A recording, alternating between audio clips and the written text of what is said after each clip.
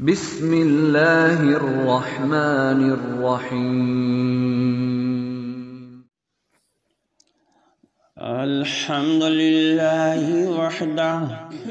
والصلاة والسلام على من لا نبی بعدہ اما بعد فاعوذ باللہ من الشیطان الرجیم بسم اللہ الرحمن الرحیم هل ينظرون إلا أن تأتيهم الملائكة أو يأتي ربك أو يأتي بعض آيات ربك وہ نہیں انتظار کر رہے مگر اس بات کا کہ آ جائیں ان کے پاس فرشتے یا آ جائے تیرا رب یا آ جائیں تیرے رب کی کچھ نشانیاں یوم یأتی بعض آیات ربک لا ینفع نفسا ایمانها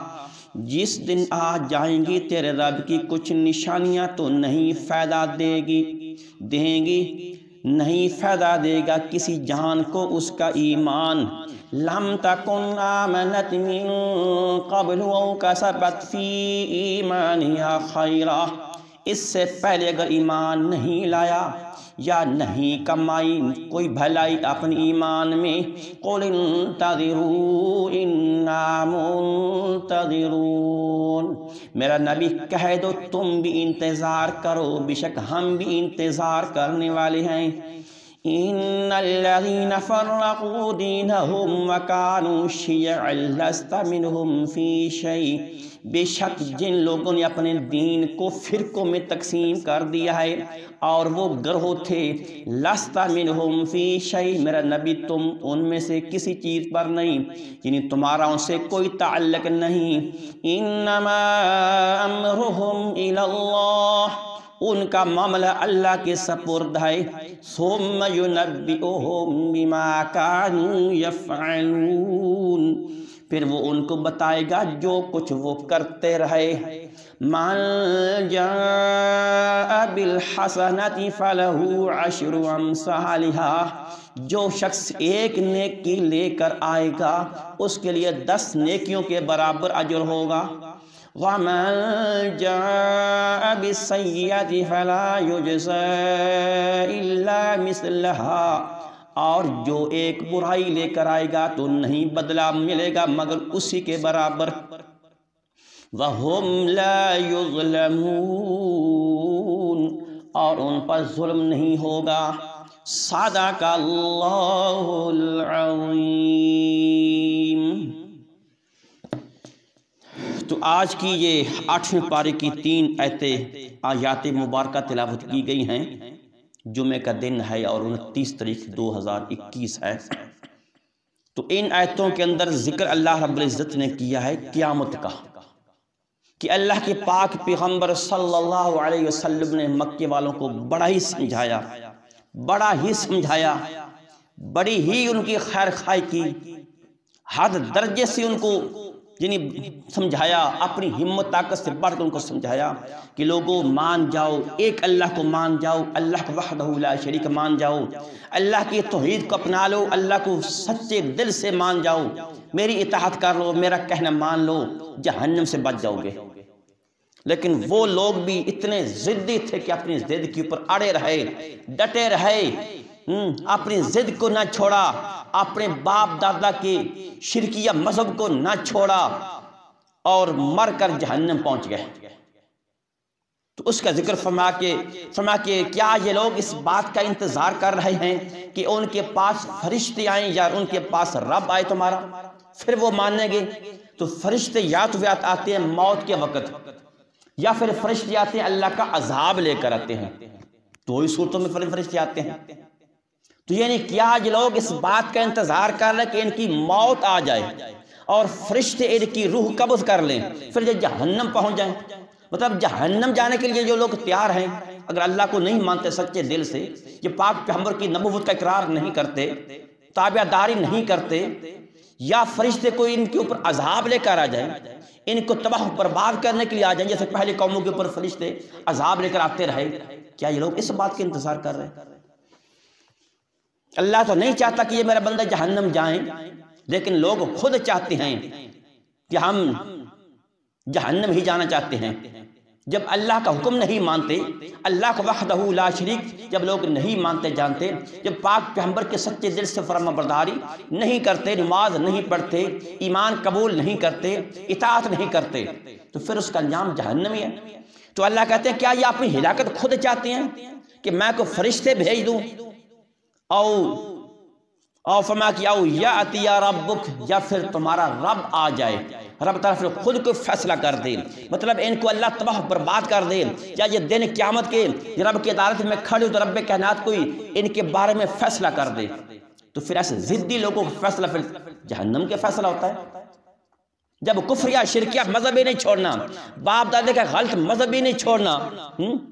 اور تو فرما کہ جب اللہ کے سچے توحید کو نہیں اپنانا، سچے دل سے اللہ کی عبادت نہیں، پاک پیغمبر کی فرما برداری نہیں کرنی، تو فرما کہ پھر رب کا فیصلہ پھر ان کے بارے میں جہنم کا ہی ہوگا۔ او یاتی بعض آیات ربک، یا فرما کہ تیرے رب کی کچھ نشانیاں ان کے سامنے آ جائیں، کیا یہ لوگ پھر مانیں گے؟ لیکن اس وقت موقع ہاتھ سے نکل چکا ہوگا۔ تو بعد نشانیوں سے مراد قیامت کے قریب ہے، جب قیامت کی علامتیں ظاہر ہو جائیں گی، جب اللہ اس کا ہدایت کو درم برم کرنے کا فیصلہ کر چکے گا، تو کیا اس وقت یہ لوگ مانیں گے؟ اس بات کا انتظار کر رہے ہیں۔ فرمایا اس وقت کسی کو نہیں موقع ملے گا۔ تو فرمایا کہ جس وقت تیرے رب کی کچھ آیتیں آ جائیں گی، کچھ نشانیاں ظاہر ہو جائیں گی، لا ينفع نفسا ایمانها لم تکن آمنت من قبل، اللہ کہتے ہیں اس وقت کسی کا ایمان قابل قبول نہیں ہوگا، کسی جان کو اس کا ایمان فائدہ نہیں دے گا۔ حدیث شریف میں آتا ہے، فرمایا جب سورج مغرب کی طرف سے طلوع ہوگا، اب تو مشرق کی طرف سے نکل رہا ہے نا، ابھی تک توبہ کا دروازہ کھلا ہے، اب بھی اگر کوئی انسان، کوئی غیر مسلم اپنے کفر و شرک سے توبہ ہو کر اسلام کے اندر آ جائے، یا کوئی گنہگار مسلمان، بھولا بھٹکا انسان، گمراہ انسان جو رب سے دور، اللہ کے قرآن سے دور ہے، اب بھی اگر رب کے در پہ آ جائے، سچے دل سے توبہ کر لے، آہذاریاں کر لے، آنسو بہا لے، گناہوں کی معافی مانگے، اب یہ اللہ معاف کر دیتا ہے، توبہ کا دروازہ کھلا بھی۔ لیکن فرمایا کہ جب سورج مغرب کی طرف سے طلوع ہوگا، تو فرمایا اس وقت توبہ کا دروازہ بند ہو جائے گا۔ یہی مطلب ہے کہ جب تیرے رب کی کچھ نشانیاں ظاہر ہو جائیں گی، بہت ساری قیامت کی علامتیں ہوں گی، اللہ کے نبی عیسیٰ ابن مریم آئیں گے، دجال آئے گا، یاجوج اور مجوج نکلیں گے، اور آگ نکلے گی، اور بہت ساری یعنی اللہ تعالیٰ کی طرف سے قیامت کے قریب نشانیاں ظاہر ہوں گی۔ تو فرمایا کہ قیامت کی سب سے آخری نشانی یہ ہوگی کہ جب سورج مغرب کی طرف سے طلوع ہوگا اور مشرق کی طرف جا کر غروب ہوگا، اس کی روشنی ماند پڑ جائے گی، مدم پڑ جائے گی، تو فرمایا کہ اب یہ اس بات کی علامت ہے کہ اب قیامت بالکل قریب ہے، اب کسی کی توبہ قبول نہیں ہے۔ موت کو دیکھ کر کوئی کلمہ پڑھے تب بھی توبہ قبول نہیں ہے، جیسے فرعون نے پڑھا تھا کلمہ، دریا میں ڈوبتے ہوئے، گھوتے کھاتے ہوئے، اب اس کو یقین ہو کہ اب بچ نہیں سکتا، اب سامنے موت ہی موت ہے، کلمہ پڑھا تھا کہ شاید میری بخشش ہو جائے، لیکن رب کائنات کی طرف سے جواب ملا، فرمایا اب تیرا ایمان قابل قبول نہیں، تو موت دیکھ کر تو نے کلمہ پڑھا ہے۔ تو معلوم ہوا کہ موت کو دیکھ کر کوئی بندہ اگر کلمہ پڑھتا بھی ہے، کوئی توبہ کرتا بھی ہے، گنہگار اپنے گناہوں سے، تو اس کی توبہ قبول نہیں ہے۔ یا جب سورج مغرب کی طرف سے جب طلوع ہو جائے گا، تو فرمایا کہ پھر بھی بندے کی توبہ قبول نہیں ہے۔ تو اللہ کہتے ہیں کیا یہ لوگ اس بات کا انتظار کر رہے ہیں کہ قیامت بالکل قریب آ لگے، قیامت کی گھنٹی بج جائے پھر ہم ایمان لائیں گے؟ اللہ کہتے ہیں نہیں، اس وقت بھاگنے دوڑنے کا کوئی فائدہ نہیں ہوگا۔ جب بالکل یہ موت کا فرشتہ جب آ کے تمہارے سامنے بیٹھ جائے، تمہاری روح قبض کرنے لگے، تو فرمایا کہ اس وقت بھی تمہاری توبہ نہیں قبول ہوگی۔ حدیث شریف میں آتا ہے، اللہ کے پاک پیغمبر نے فرمایا، ان اللہ یقبل التوبۃ العبد ما لم یغرغر، اللہ اپنے بندوں کی توبہ قبول کرتا رہتا ہے، یعنی بندے رب کے سامنے جھکتے ہیں، معافی مانگتے ہیں، اپنی پچھلی زندگی کے اوپر افسوس کرتے ہیں، شرمندہ ہوتے ہیں، تو فرمایا کہ اللہ اپنے بندے کی توبہ قبول کرتا رہتا ہے، توبہ قبول کرتا رہتا ہے اس وقت تک جب تک نزع کی حالت نہیں پیدا ہوتی۔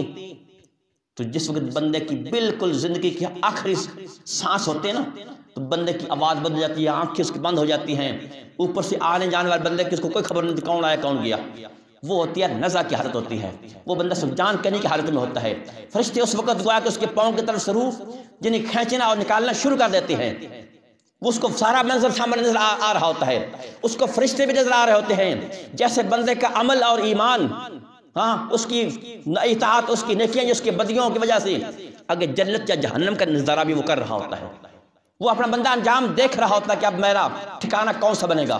جو میں نے دنیا میں کمائی کی ہے اب اس کے مطابق آگے جنت بھی کھلی ہے، جہنم بھی کھلی ہے،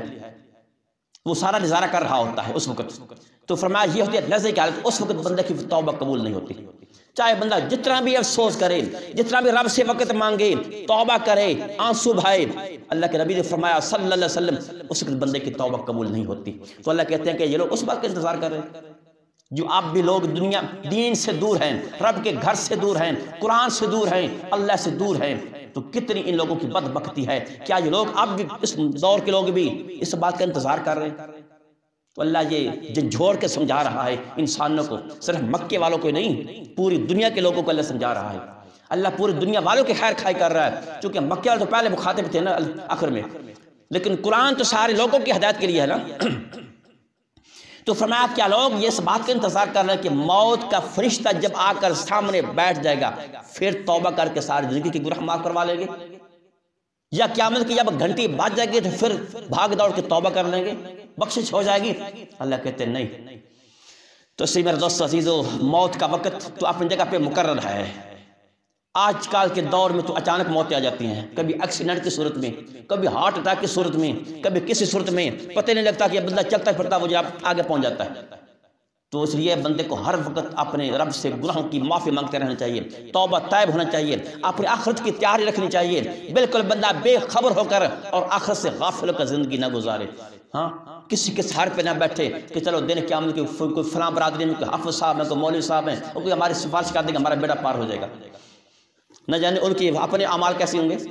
تو اپنا کچھ کما کر جائیں، اپنے پلے کچھ نیکیاں لے کر جائیں۔ تو فرمایا کہ جب ایمان پہلے قبول نہیں کیا، پہلے توبہ نہیں کی یا ایمان قبول نہیں کیا، تو فرمایا کہ ان نشانیوں کو دیکھ کر یا قیامت کا منظر دیکھ کر یا قیامت والے دن رب کی عدالت میں پہنچ کر یا موت کے وقت بندہ تمنا کرے گا ہائے کاش اب مجھے وقت مل جائے میں کچھ توبہ کر لوں یا ایمان لے آؤں، تو فرمایا او کسبت فی ایمانہا خیرا، فرمایا اپنی زندگی میں ایمان کی حالت میں نیکیاں نہیں کمائی یا ایمان ہی نہیں قبول کیا سرے سے پہلے۔ جی اگر ایمان قبول تو کیا ہے، جس آج کل کے مسلمان ہیں، لیکن نہ نماز نہ روزہ نہ تو رب کی فکر، خواب خرگوش سوئے پڑے ہیں، اپنے انجام سے غافل ہو کر سوئے پڑے ہیں، کوئی پتہ نہیں کہ مرنے کے بعد ہمارے ساتھ کیا ہوگا۔ رب کا کھایا، رب کا پیا، رب کی دھرتی، رب کی زمین، رب کی نعمتیں کھا کے بس بے ہوش پڑے ہیں۔ تو فرمایا کہ اگر ایمان بھی ہے لیکن ایمان کے بعد اپنی کوئی نیکی نہیں کمائی، کوئی نیک عمل نہیں کیا، کوئی نماز کی طرف توجہ نہیں ہے، قرآن نہیں پڑھا، قرآن نہیں سمجھا، آخرت کے بارے میں کوئی سوچے نہیں ہے، تو فرمایا کہ اس وقت موت کو دیکھ کر یا قیامت کی کچھ نشانیاں دیکھ کر فرمایا کہ بھاگے گا توبہ کرنے کے لیے۔ اللہ کہتے ہیں اب نہیں، وقت نکل گیا بس۔ تو یہ میرے دوستو صرف زندگی ہی ہے آخرت کی زندگی بہتر بنانے کے لیے۔ تو جب سارا وقت بندہ گوا دے، ضائع کر دے،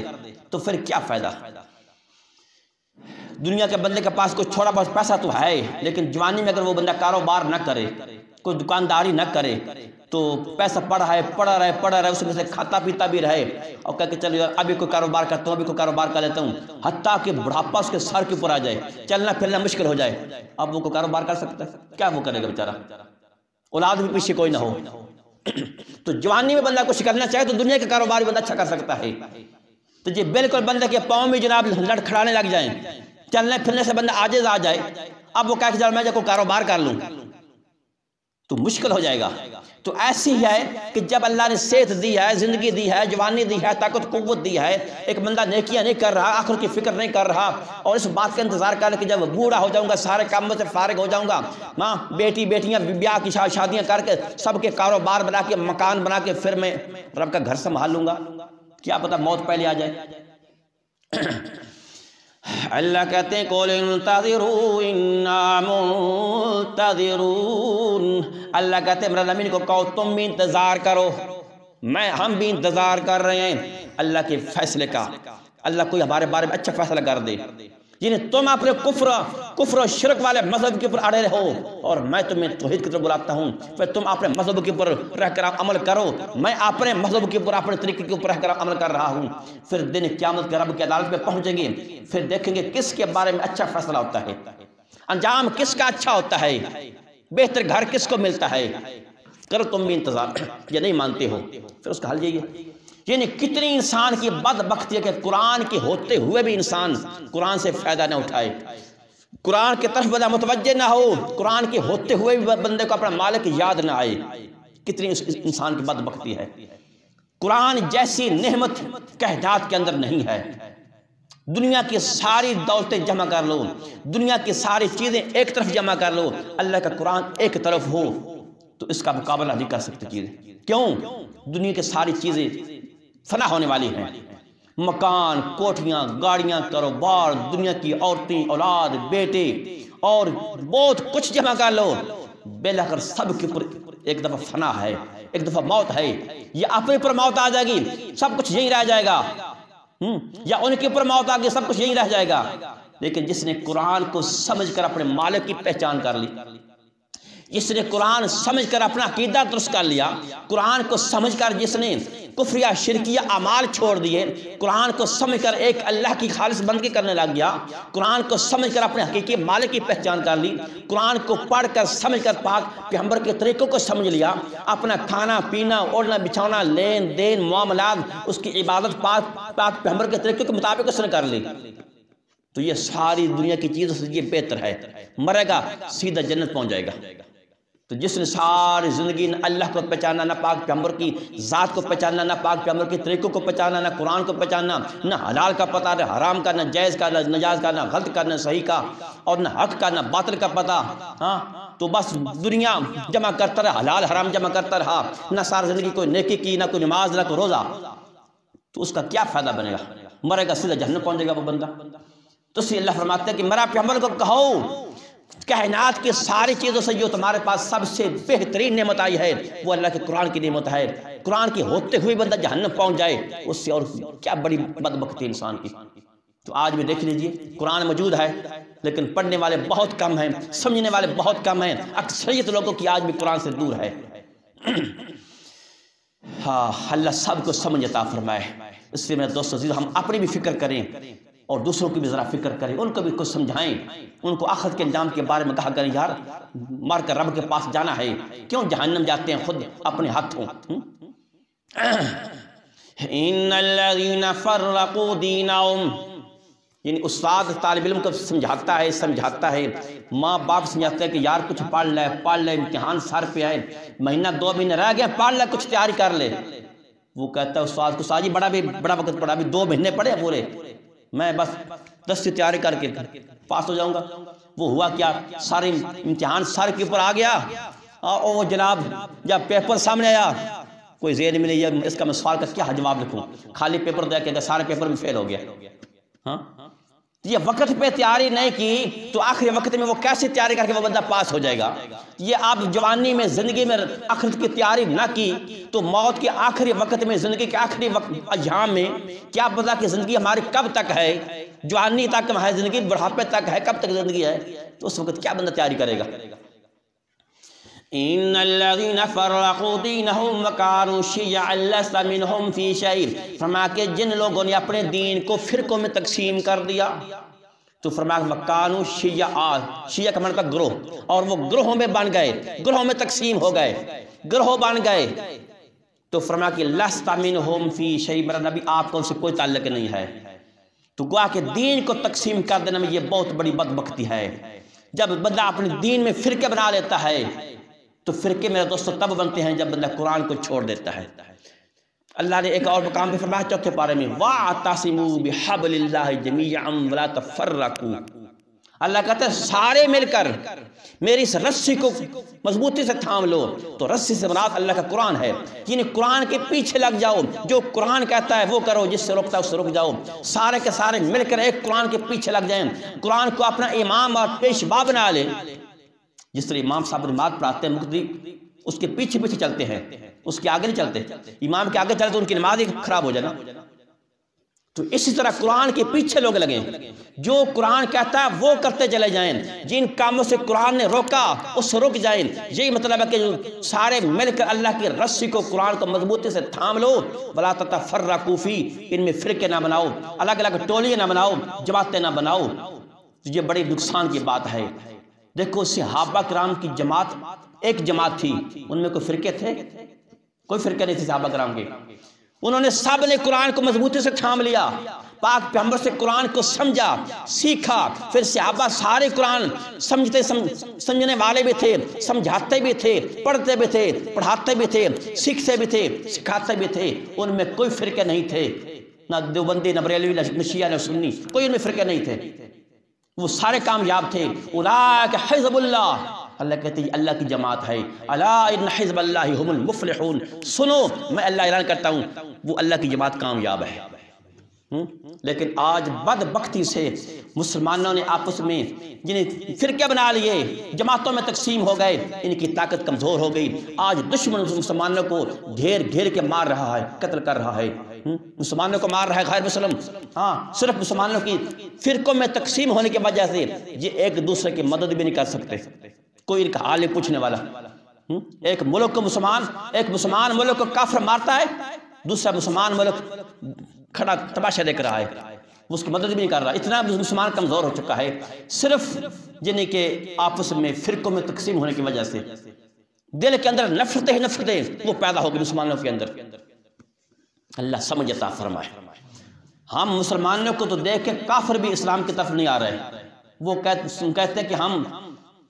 یعنی کس کے پیچھے لگے؟ کون سا مسلمان سچا ہے؟ شیعوں کے پیچھے لگے، سنی کے پیچھے لگے، کس کے پیچھے لگے؟ اگر ہم بتوں کی پوجا کرتے ہیں، مسلمان قبروں کی پوجا کر رہے ہیں، پھر ہم کس کے پیچھے لگے؟ تو گویا کہ مسلمان سب سے بڑی رکاوٹ بنا ہوا آج کے دور میں کافروں کے ایمان لانے میں. اگر مسلمان صحیح معنی میں مسلمان بن جائے، سچے دل سے مسلمان بن جائے، فرقے چھوڑ دیں، اپنی تنظیمیں جماعتیں چھوڑ دیں، ایک قرآن کے پیچھے لگ جائیں، تو سارے کافر بھی کیا خیال ہے مسلمان ہو جائیں گے. وہ جب دیکھتا سوچتا، بلکہ ایک دفعہ میں وہ ذاکر نائک کی تقریر سنا تھا، وہ بھی کہہ رہا تھا اپنی تقریر میں، بھائی دیکھو اگر تم نے مسلمان ہونا ہے،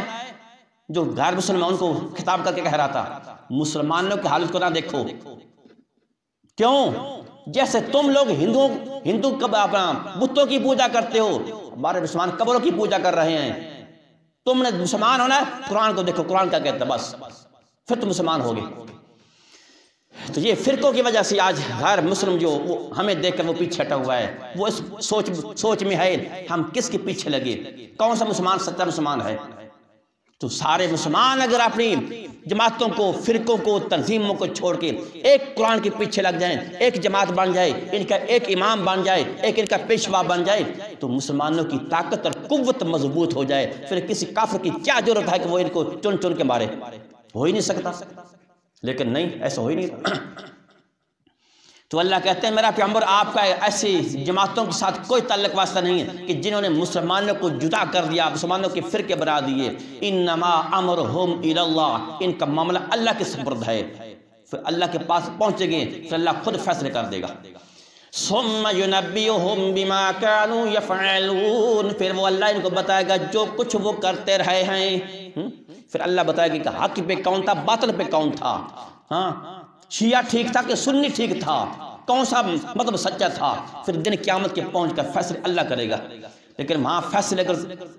غلط فیصلے ہو گئے تو پھر واپسی آنے کی کوئی صورت نہ ہوگی. اسی آج ہی سوچ سمجھ کے قرآن کے پیچھے لگ جائیں.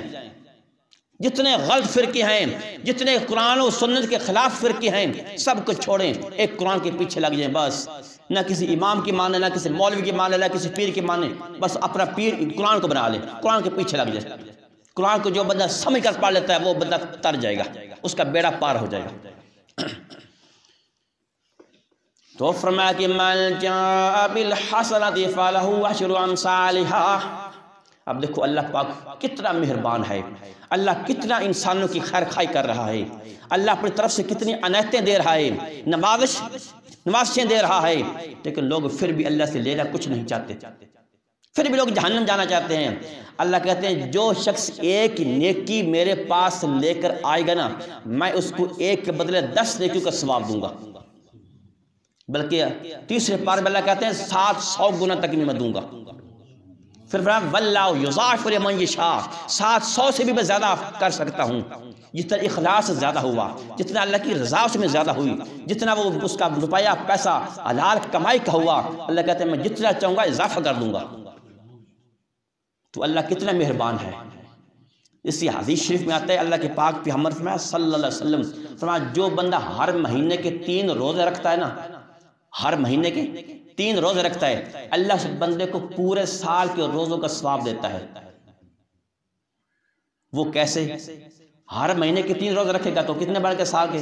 36 روزے، اور 36 کو 10 سے ضرب دو تو کتنے بن گئے؟ 360 بن گئے نا، تو 360 دینے وہ سال کے دینے، یعنی روزے ہر مہینے کے 3 رکھے گا تو اللہ ہر روزے کا ثواب 10 روزوں کے برابر دے گا، تو پورے سال کے 360 دن ہے، تو روزے بھی بن گئے 36 سال کے، تو 36 ضرب 10 کرو تو 360 بن گئے، پورے سال کا وہ بندہ اجر ثواب کما رہا ہے۔ اور ہمارے پاک پیغمبر رکھا کرتے تھے صلی اللہ علیہ وسلم، ہر مہینے کے 3 روزے اللہ کے پیغمبر رکھا کرتے تھے۔ اور فرمایا آیا حدیث میں آتا کہ آپ جو چاند کی جو روشن تاریکی ہوتی تھی نا، مطلب 13 14 15 16 یا 14 15 16 یا 15 16 17 یہ درمیان کی جو ہے نا، یعنی 16 17 سے اور 14 کے درمیان کی جو تاریخ ہے نا، یہ ساری روشن یعنی تیز روشنی والی یہ راتیں ہوتی تھیں، تو ان تاریخوں میں اللہ کے پاک پیغمبر ہر مہینے کے 3 روزے رکھا کرتے تھے۔ اللہ ہمیں بھی توفیق عطا فرمائے۔ کوئی مشکل کام کو نہیں بندہ کو کر لے تو باہر۔ تو فرمایا کہ جو شخص ایک نیکی لے کر میرے پاس آیا، میں اللہ اس کو 10 نیکیوں کے برابر اجر و ثواب دوں گا۔ وَمَنْ جَاءَ بِالسَّيِّئَةِ فَلَا يُجْزَىٰ إِلَّا مِثْلَهَا، لیکن فرمایا کہ جو شخص ایک برائی لے کر آیا اس کا میں 10 گنا نہیں وہ بڑھاؤں گا، ایک گناہ کی سزا ایک ہی گناہ کی ہوگی۔ تو اللہ کتنا مہربان ہے، گناہ ایک کیا اس گناہ کی سزا بھی ایک گناہ کی 10 گناہوں کے برابر نہیں ہوگی۔ نیکی ایک کی، نماز ایک پڑھی 10 نمازوں کا ثواب، قرآن کا حرف ایک پڑھا 10 نیکیوں کا ثواب، قرآن کی آیت ایک سمجھ کر پڑھی 10 آیتوں کے برابر ثواب۔ تو اللہ کتنا مہربان ہے، لیکن کتنے وہ بدبخت لوگ ہیں کہ پھر بھی نیکی نہیں کما رہے، آخرت کی فکر نہیں کر رہے، پھر بھی دین سے دور، رب کے سے دور، قرآن سے دور ہیں۔ تو اسی میں دوستو آج اللہ نے ہمیں وقت دیا ہے، آج ہم رب کے گھر میں آ جائیں، رب کا قرآن پڑھیں، آج کچھ نیکی کر لیں، آج اپنے رب کے بینک میں کچھ نیکی جمع کروا دیں، جنت کی قیمت یہی ہماری نیکیاں ہوں گی۔ دن قیامت کے نہ سکہ کام آئے گا، نہ سونا کام آئے گا، نہ پیسہ کام آئے گا، نہ دنیا کا درہم و دینار، نہ ڈالر کام آئیں گے۔ ڈالر وارے اگر وہاں دن قیامت کے رب سے جنت لینا چاہیں گے ڈالر دے کر نہیں ملے گی، وہاں ڈالر نہیں ہوں گے، نیکیوں کی وہاں سکہ چلے گا، ایمان کا سکہ چلے گا۔ آج رب کی اطاعت کرنی ہے، آج نیکی کمانی ہے، آج کچھ کرنا ہے، آج نیکیاں کر کر کے رب کے بینک میں جمع کروا دے، اور دن قیامت کے رب کے رات اکاؤنٹ کھول دے گا۔ تو آج کچھ کر لیں، آج کچھ کرنے کا وقت ہے۔ بلکہ ایک اور حدیث میں آتا ہے ہمارے پاک پیغمبر نے فرمایا صلی اللہ علیہ وسلم، فرمایا جو بندہ گناہ کا ارادہ کرتا ہے، کوئی فلم دیکھنے کا ارادہ کر لیا، کوئی غلط کام کرنے کا ارادہ کر لیا، لیکن پھر وہ کر نہیں سکا، کسی وجہ سے نہیں کر سکا، کہ اللہ نے اس کا ارادہ بدل دیا، اس نے خود وہ گناہ نہیں کیا، چھوڑ دیا، اللہ اس کے اوپر بھی ایک نیکی دیتا ہے۔ گناہ کا ارادہ کیا، ارادہ کر کے پھر وہ کام نہیں کیا، اللہ اس کے اوپر بھی ایک نیکی دیتا ہے۔ اور اگر کوئی بندہ ایک نیکی کا ارادہ کرتا ہے لیکن نیکی کا کام نہیں کر سکا، اللہ اس کے اوپر بھی ایک نیکی دیتا ہے۔ تو اللہ کی عنایتیں بہت کچھ ہیں، اللہ بہت کچھ ہمیں دینا چاہتا ہے، لیکن بدقسمتی ہماری کہ ہم رب سے لینا نہیں چاہتے۔ تو فرمایا کہ فلا یجزا الا مثلھا وہم لا یظلمون، فرمایا جو ایک برائی لے کر آیا نہیں بدلہ اس کو ملے گا مگر اسی طرح کا، ایک گناہ کی سزا ایک گناہ کے برابر، وہ 10 کے برابر نہیں ہوگی، وہم لا یظلمون، اور ان پر ظلم نہیں ہوگا۔ ایک بات ترجمہ سن لیجیے۔ تو اسی میں دوستو آج ہم کچھ اپنے آخرت کے لیے فکر کریں۔ هل ينظرون إلا أن تأتيهم الملائكة أو يأتي ربك، یہ لوگ نہیں انتظار کر رہے مگر اسی بات کا کہ آ جائیں ان کے پاس فرشتے، یا آ جائے تیرا رب، او یاتی بعض آیات ربک، یا آ جائیں تیرے رب کی کچھ نشانیاں، یوم یاتی بعض آیات ربک، جس آ جائیں گے تیرے رب کی کچھ نشانیاں، لا ينفع نفسا ایمانها، نہیں فائدہ دے گا ایمان کسی شخص کو، لم تکن آمنت من قبل، اگر اس سے پہلے وہ ایمان نہیں لایا تھا، او کسبت فی ایمانہا خیرا، یا نہیں کمائی اپنے ایمان میں کوئی نیکیاں کوئی بھلائیاں، قل انتظروا انا منتظرون، میرا نبی کہہ دو تم بھی انتظار کرو، بے شک ہم بھی انتظار کرنے والے ہیں، ان الذین فرقوا دینہم وکانوا شیعا، جن لوگوں نے اپنے دین کو فرقوں میں تقسیم کر دیا اور وہ گروہ بن گئے، لست منہم فی شیء، میرا نبی آپ کا ان سے کوئی تعلق واسطہ نہیں، انما امرہم الی اللہ، بشک ان کا معاملہ اللہ کے سپرد ہے، ثم ینبئہم بما کانوا یفعلون، پھر وہ اللہ ان کو بتائے گا جو کچھ وہ کرتے رہے، من جاء بالحسنۃ فلہ عشر امثالھا، جو شخص ایک نیکی لے کر آئے گا اس کے لیے 10 نیکیوں کے برابر اجر ہوگا، ومن جاء بالسیئۃ فلا یجزی الا مثلھا، اور جو شخص ایک برائی لے کر آئے گا، ایک گناہ لے کر آئے گا، نہیں بدلہ ملے گا اس کو مگر اسی ایک گناہ کے برابر، وہم لا یظلمون، اور ان پر ظلم بھی نہیں ہوگا۔ صدق اللہ العظیم۔